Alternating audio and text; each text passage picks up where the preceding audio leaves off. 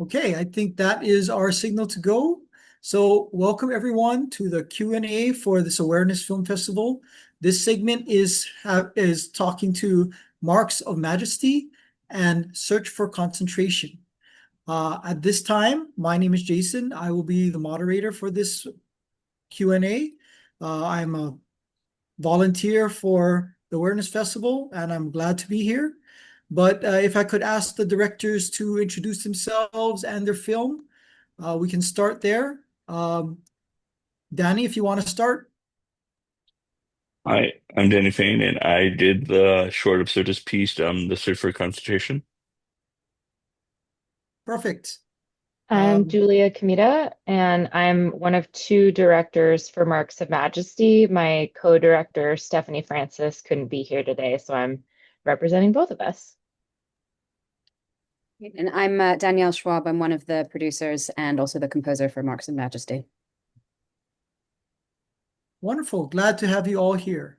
So, well, I'll have general questions for all of you, both films. So, what inspired you to make Marks of Majesty? So the short film came out of a portrait series and a series of interviews that we did. We actually weren't intending to have a short film, but we did this series with several different breast cancer survivors and previvors who all appear in the short film. And while we documented the whole thing, we came up with enough material to want to present it in a more formal way. So that's what inspired us to do the short film. But the project itself was inspired by Laura, who is one of our subjects in the film with the long blonde hair. Mhm. She was signed at the time with a modeling agency, and she was about to undergo her fourth breast reconstruction surgery because she was having difficulties healing from the surgeries. And she wanted to collaborate with a photographer post-operatively to sort of get the word out about the healing process being nonlinear and not looking the same for everybody. And so her agent, I have a relationship with, she brought it to me, and then I developed it from there with Stephanie. Okay. And Danny, what inspired you to make your short film? Sorry, Search for Concentration, as a person on the spectrum as well as ADHD, I was kind of in 2022, 2022 to 2023, I was affected by the methylphenidate shortage, where it's like, the medication that helps with concentration was just shortage, and just had me to lead to just going through a lot of bizarre, like, kind of bureaucratic loopholes and a lot of kind of nonsense that kind of felt so bizarre and so absurdist and so just strange. I kind of felt like there's potential kind of make kind of make a comedic kind of cathartic piece about it. That's kind of based on my personal experiences with that. Oh, no, no. So I kind of was for your film, I was very not confused, but I was like, oh, so it's a dual thing where they're talking about the ADHD reliance on the medicine, but an impossibility to get the medicines Hmm. during that time. So Yeah. I thought that was very, very Okay. impactful. Mhm. Yes. Yep. So for both of you, both films, what was the difficulties you had making your film, if any? Well, we didn't have a budget for one thing. So that's always a challenge, coming up with resources, particularly when you want to have a, professional quality film. That was probably one of the bigger hurdles we came up against. Danielle, I don't know if you want to add to that. Yeah, I mean, I think actually relating to your first question, the journey of this project has been sort of ongoing and expanding. And so, as Julia said, it started off as quite a with quite a small scope and not many resources behind it. And then as it's continued to grow, we've found that there's just so much more to all of the stories that we want to tell. And, obviously so many issues that are involved with breast cancer as it affects young people these days. And so the project sort of has grown faster than the resources behind it, I suppose. And so it's just been a constant game of catching up, trying to figure out how to scale it as fast as it's been growing, really. So that, and then I think also, it's a project that's in many parts. It has a photo series. We've done sort of moving portraits, we've done interviews, and now we have the short film, and it's moving on to we're in development on the feature for this project. And so just articulating the scope and breadth of the vision and explaining it to people and getting them to really understand just how far-reaching and involved and important it is. And to be able to sort of differentiate between the photo series and the film and all the different moving parts of this wonderful and beautiful project. Oh, interesting. Very interesting. Yeah. Danny, did you have any trials and tribulations for your film? Getting it made. No, but honestly, you just just I feel like you just, it was the first time I kind of made my made a project at such a big level. So I guess that was kind of a hurdle to overcome, but it's also just kind of was like finding the right people to work with and kind of finding the right people to deal with. Okay. Nope, it's great. So more specifically, for Marks of Majesty, uh, how did you come up with those 7 subjects? I know the first one, Laura, was the inspiration, but how did you find the other 6? Yeah, so Laura was introduced to me through her agent. Ishana was at the same agency, so she was then referred over to us. Ishana referred Vanessa, and then Kristen was suggested to us out here in New York by somebody who was working with us on the backdrops who happened to know her. She said, "You might want to reach out to this lady. She's really interesting." So we contacted her through a mutual contact. And then Lisette, Mariah, and Michelle were all cold contacts for us through social media. So Stephanie did a lot of research, just digging through Instagram and seeing who had hashtags related to breast cancer, who had done posts related to breast cancer. We had kind of a running list. And then we reached out, to the people we were interested in. There was, I think, one other person that we were hoping to work with on this that just never got back to us, but we were really lucky that the other ones did and, put their trust in us, and they were awesome. They were such a good group of people to film. Yeah. Now, finding 7 brave people like that to deliver the message, I thought would be more difficult, but referrals and yeah, that that was very, for me, this was a great story, very impactful. So Yeah, to be enjoyed it. honest, like they were really excited to have an opportunity to have a platform to share their story and work with us. So we were really lucky to find them. But actually, I think if given the space, you know, people are willing to share stuff like that. But also, these are people who had um, previously shared online. And we also met with all of them in advance. And then they decided, are we comfortable enough with you to come into this space and be vulnerable and talk about these issues? And yeah, we got really lucky with that. They're amazing people, all of them, truly. No, they seem so. And just watching the film, they've given a lot of themselves, kind of got to know them pretty well. So Mm-hmm. yeah. Mm-hmm.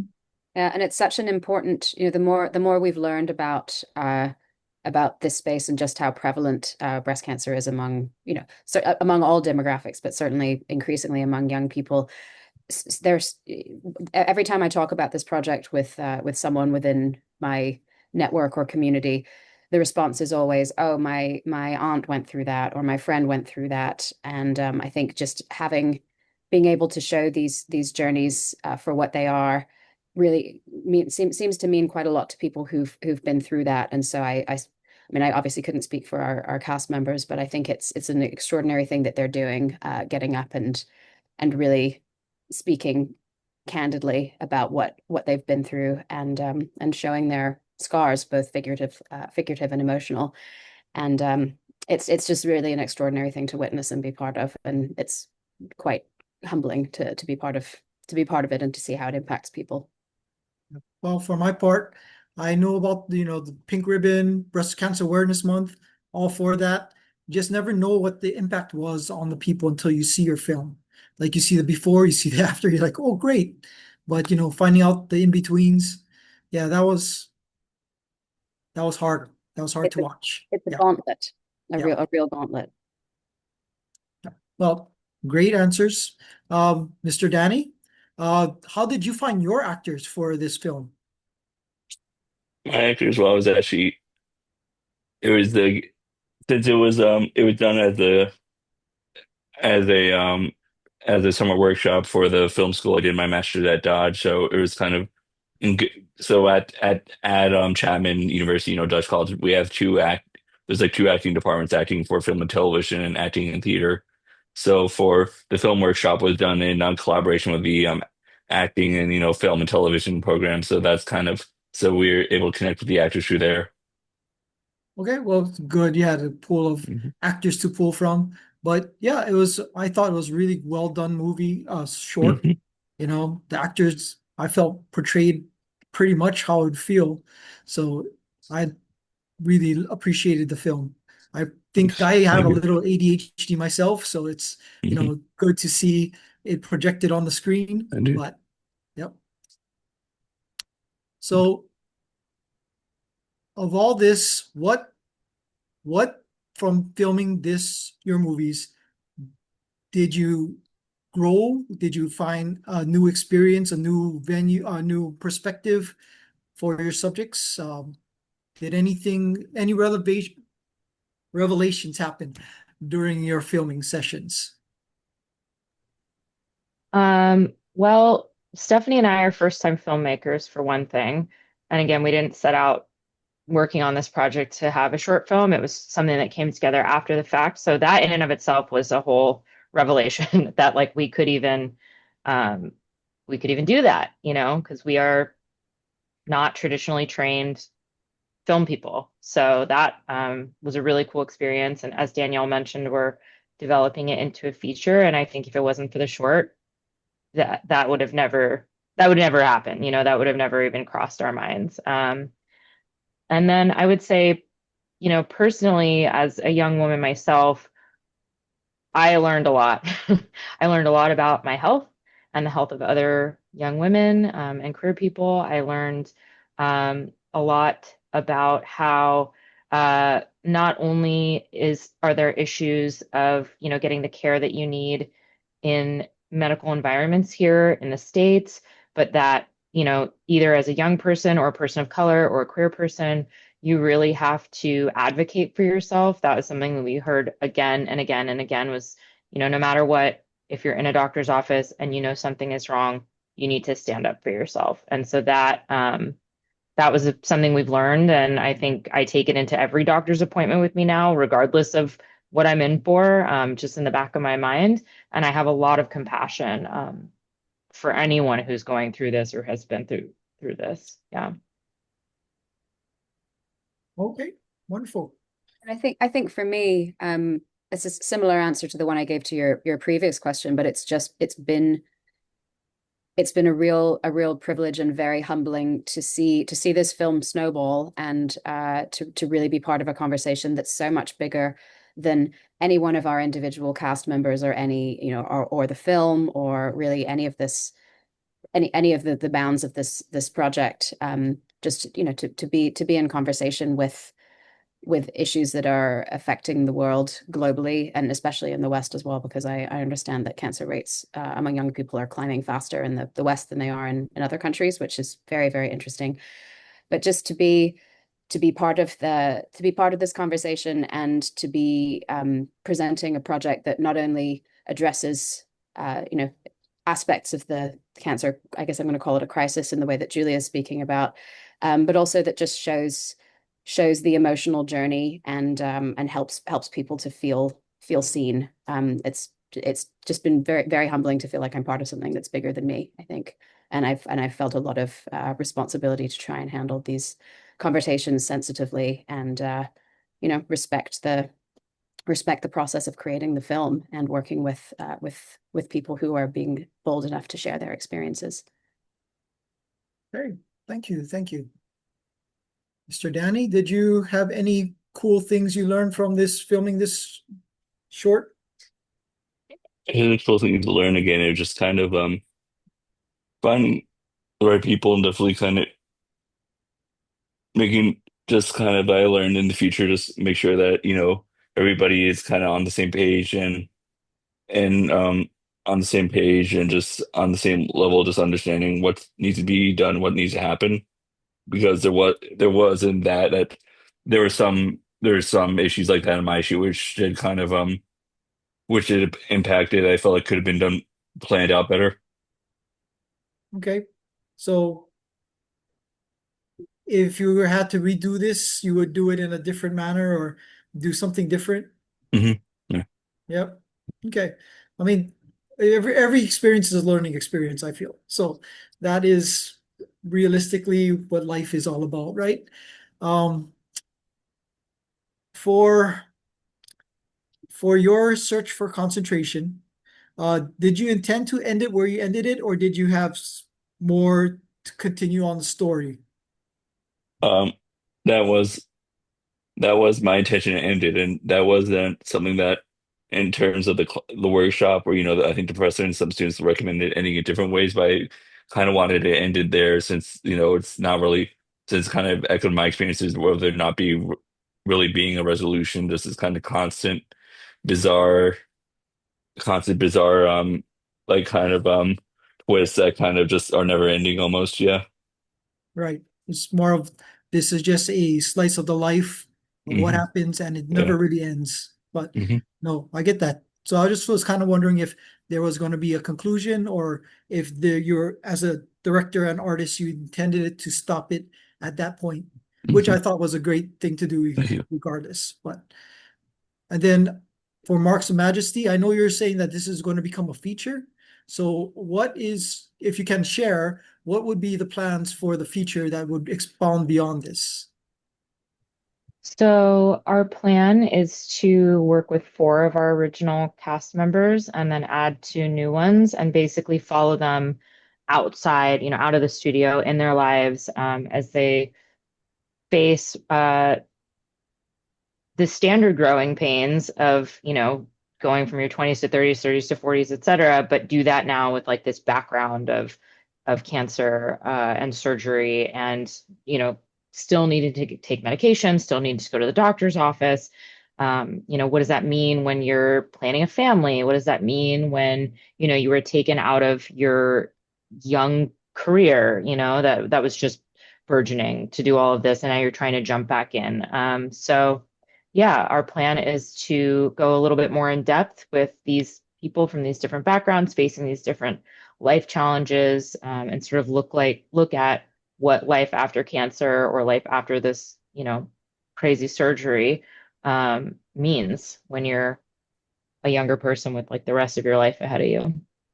Yep. Well, the actresses definitely had, seems wrong to call them actresses, right? Because it's their story.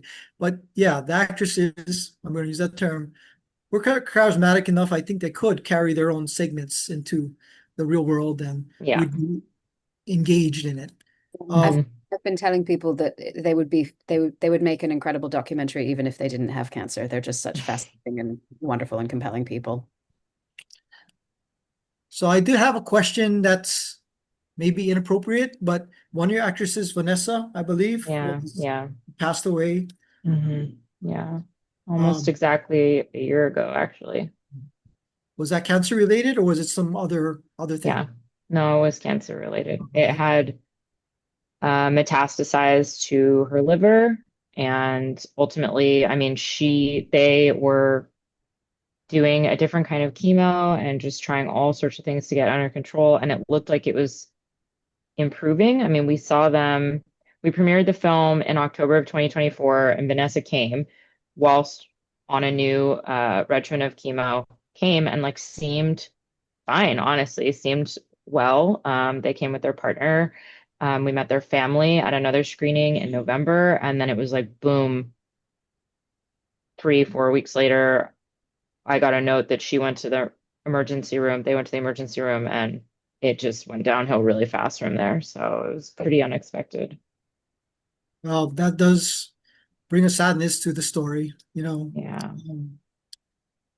Personally, I was kind of hoping she was like maybe rock climbing and something happened, something totally unrelated to the cancer. But Yeah. yeah, that's a sad end to that. But Yeah. um, so wow, I don't know how to transition to the next part, but is there anything you guys want to share that you have pulled away from this experience by doing your film, or by even by going to the awareness festivals or the different festivals you've gone through, the reactions you got, the support you've got? Anything you would like to share about that? Yeah, I mean, as Danielle was saying, every time we attend a screening or participate in a festival where we have an opportunity to engage with the other people in the audience, someone comes up to us and shares a part of their story, or somebody that they knew who had this or who unfortunately passed away from it, or that it runs in their family, um, etc. And so I think in that way, um, yeah, I've taken away just how many people are impacted by breast cancer in a way that I just was kind of blissfully unaware of prior to working on this project.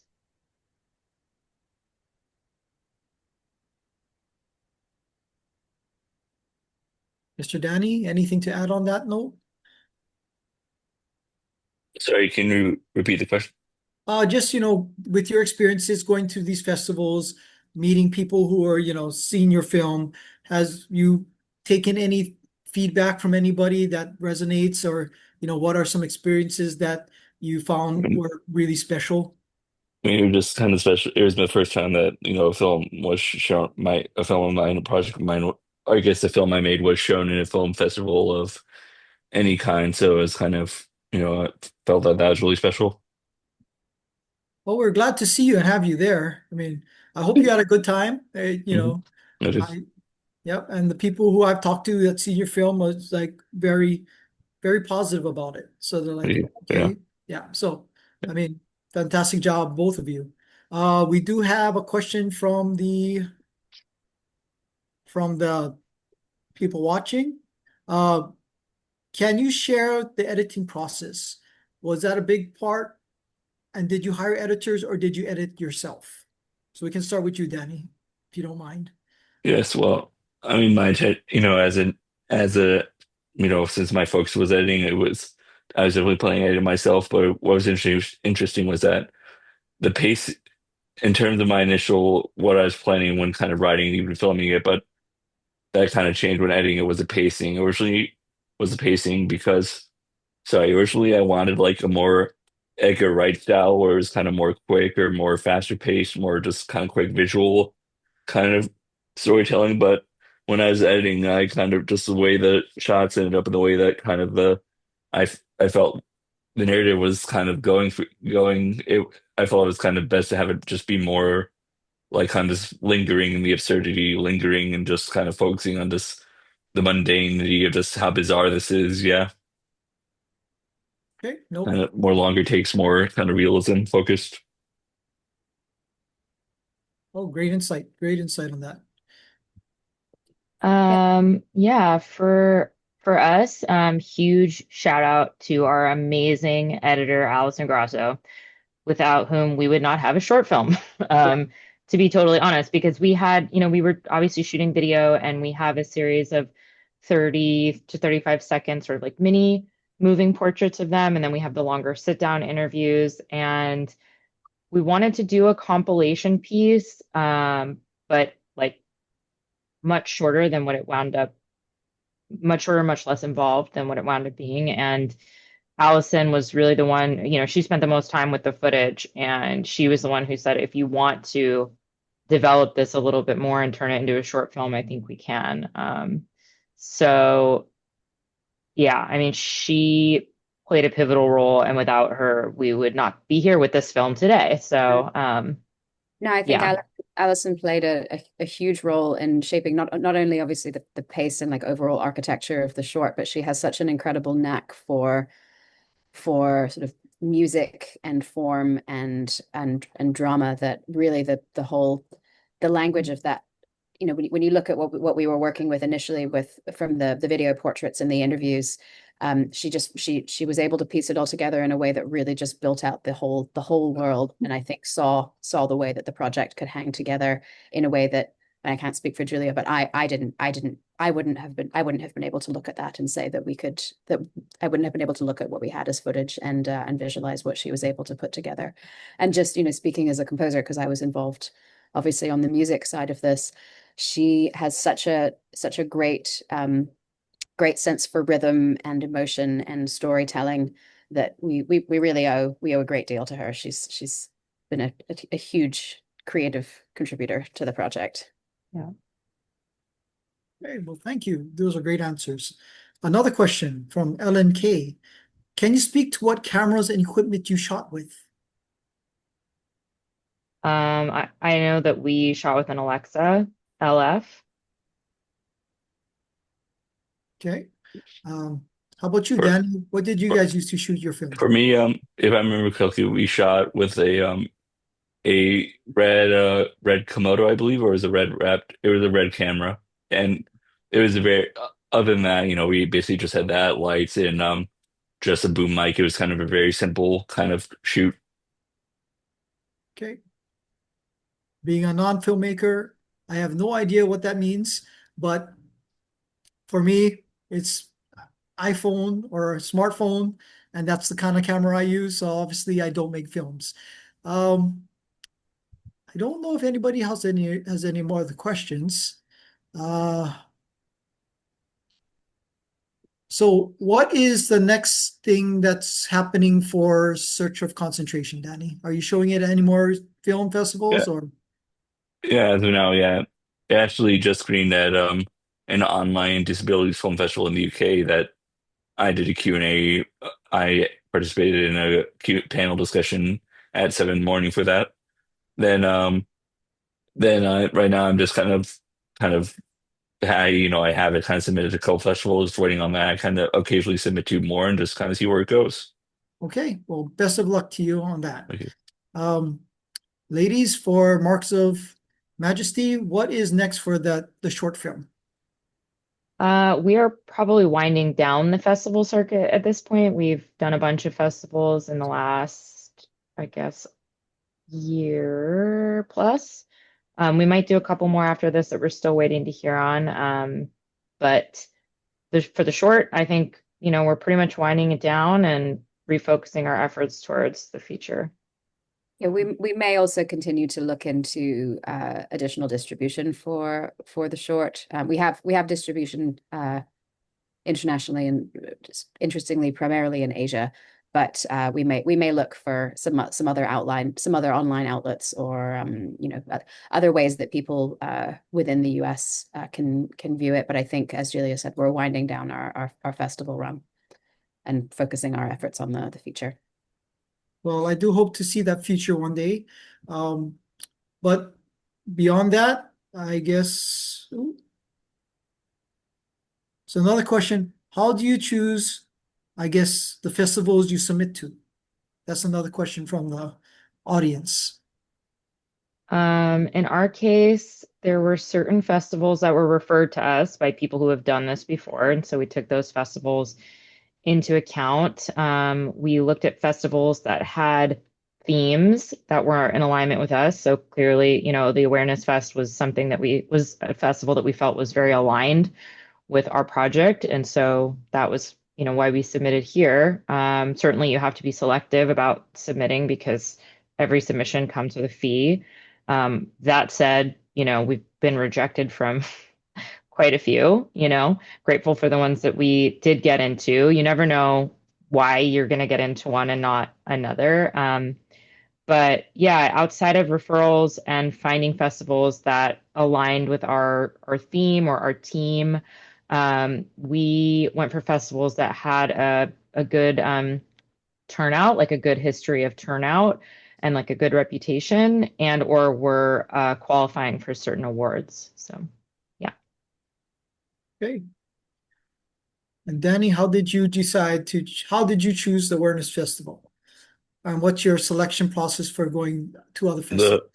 The selection process started once I was done, done fully editing the film about a year after it felt year after production when it was finally the final edit was done. I at first, at Dodge we have a academic advisor who kind of helps us kind of determine what film festivals to submit to within a certain budget. So it started on that, but it's more just me submitting film free way, just submitting the festivals that kind of fit the subject matter, which is why it's into awareness film festival, but it's also just kind of film festivals that sound interesting or sound kind of unique enough that I feel like it would be a good fit for.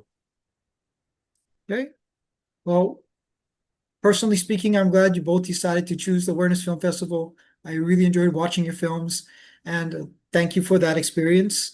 If you can share with us any kind of social media or any way to contact you for any future questions one might have, or to keep tabs on like your feature or whatever else you're choosing to do, that'd be great. Oh, thank you, I Julia. just dropped, I dropped Yeah, our website, our main email contact, and then our Facebook page. wonderful. That's great. Yeah. And I'm submitting a link to my photography account along with my email and LinkedIn account. Okay, wonderful. Well, at this point, I think we've drained you all of anything that I can figure to talk to you about.